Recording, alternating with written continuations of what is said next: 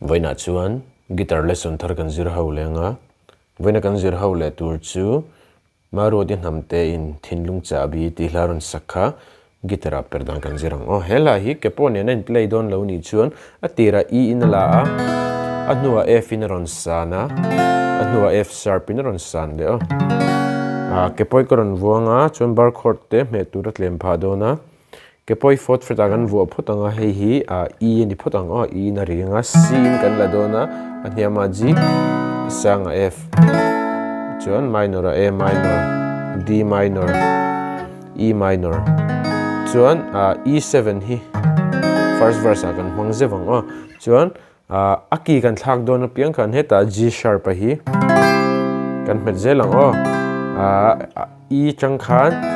F kan lu don nuwa huna khan G aluta chuan kan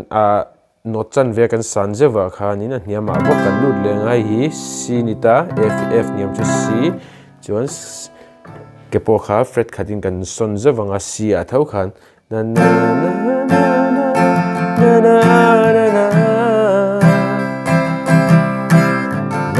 na na na na na na kala chuan nuwa abritsa ron luta abritsa khan tin kala F aluta G alut le chuan A minor alut le F alut le chuan G alut le khani to pa khan ki ron san le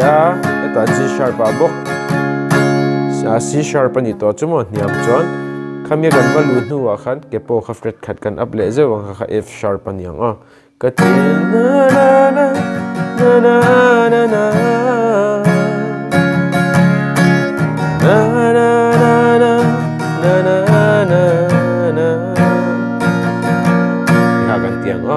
kan strum dan tu rahi atira khachun verse tirvela khachun down strum top khani ma ya dota down down down rap karon mang war leta first verse vela khan mo down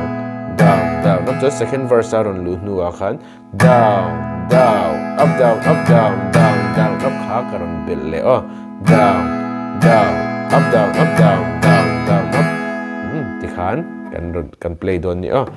ke pomang du lo ta kha chuan ke potel lova E vela perduinom kha chuan E a kan lata tina kalang na na na na na na na na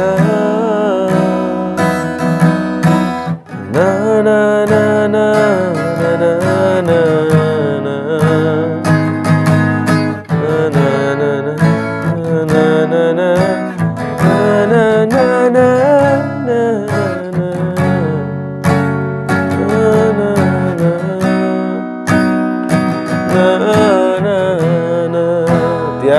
just second verse do na khan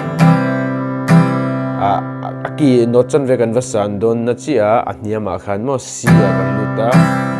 so F na na na na na na na na kan leta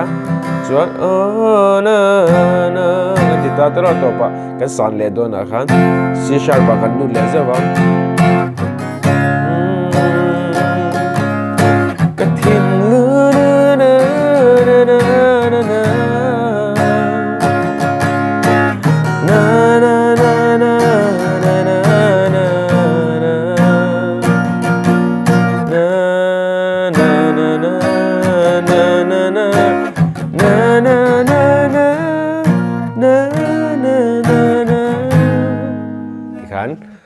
accord kha chuin lewin zong mai don ni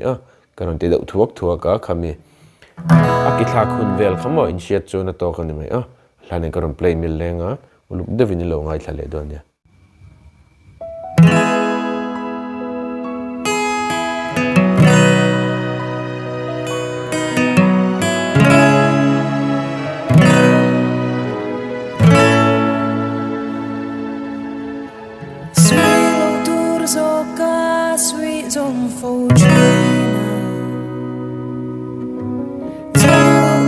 Hãy subscribe